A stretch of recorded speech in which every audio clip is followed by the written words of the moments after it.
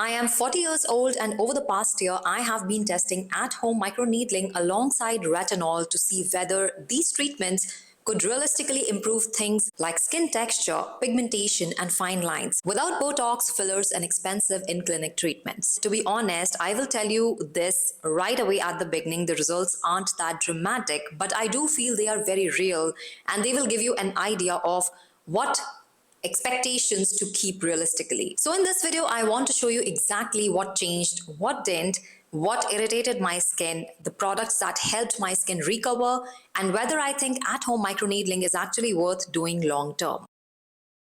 Hi guys, welcome back to my channel. This is Neha here. I started my first microneedling session, my microneedling journey with the Banisher 3.0. The main reason I started microneedling was because of this pigmentation patch on my right temple area, along with some texture concerns and the fine lines that naturally become more noticeable in our late 30s and 40s. For me, especially the frown lines on my forehead, laugh lines around my mouth, crow's feet, and under eye area. I understand as we age, our skin starts to show those signs of aging. But I also know for a fact with consistent skincare, you can delay those signs of aging. Although not dramatically the way you see on social media.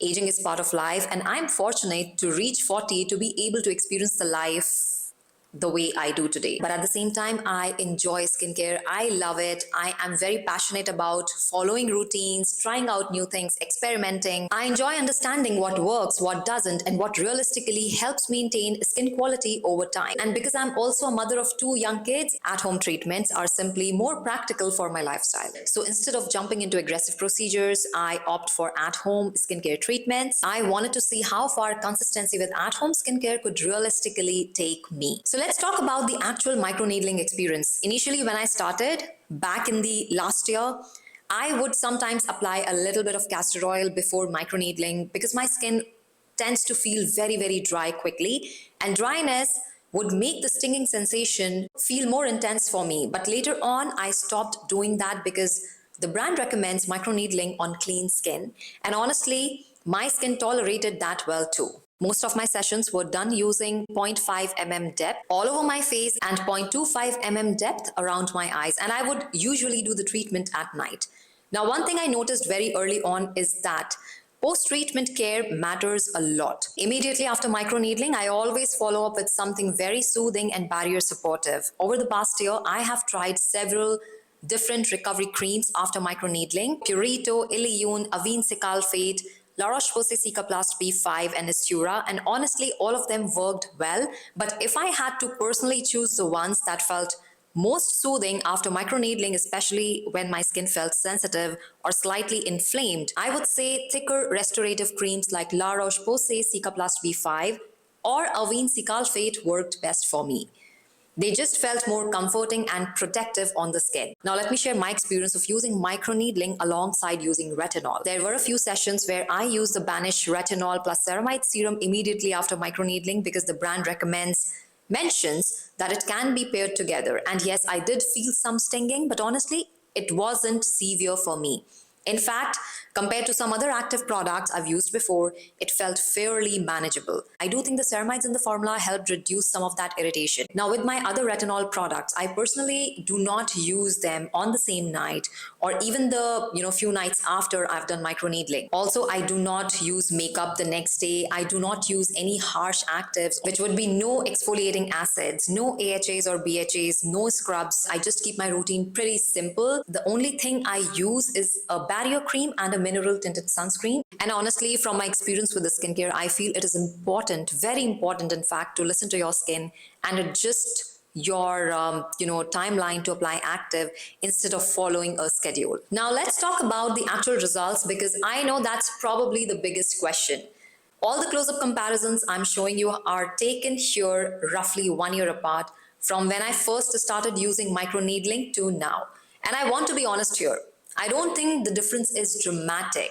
If you're expecting overnight transformations or Botox level results from at-home skincare, I personally don't think that's realistic. Botox works very differently. It literally limits your muscle movement. I haven't got any fillers done, any Botox done till date. The only thing that I have been doing consistently is at-home skincare, and unfortunately, it doesn't work like that.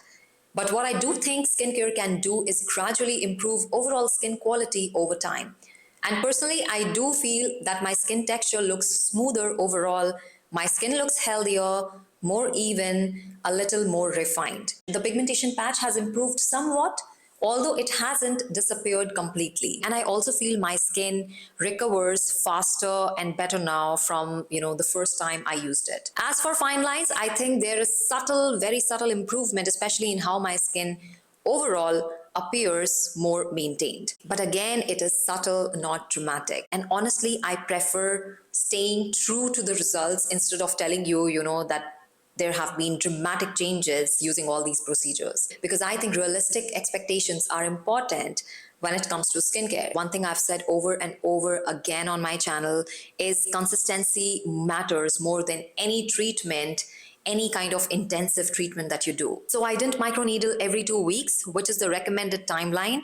I wasn't aggressively chasing results. I took a slower approach because I wanted something sustainable long term. And honestly, I think that worked better for me mentally too. I think sometimes we become so obsessed with trying not to age that we start treating our face like a problem and try to fix everything that we could. But personally, I don't want my relationship with the skincare to become that. For me, skincare is more about maintenance, self-care, curiosity, and feeling good in my skin, not trying to erase every little line or look frozen. So overall, do I think combining microneedling, at-home microneedling, with using retinol, was it worth it? Yes. Not because I suddenly look 20 years younger, but because I genuinely enjoy the process of taking care of my skin, learning what works for me, and slowly seeing gradual improvements over time. And honestly, I think that's probably the healthiest way to approach a skincare. Slowly, consistently, and realistically. So if you have been curious about doing at-home microneedling, I hope this video has given you some insight, has helped you, and also give you a very realistic idea of what kind of expectations to keep when using at-home microneedling. And if you have tried microneedling yourself, let me know your experience in the comments, because I would genuinely love to hear it. I hope you like this video. I will see you guys in my next video. Until then, stay tuned, stay beautiful.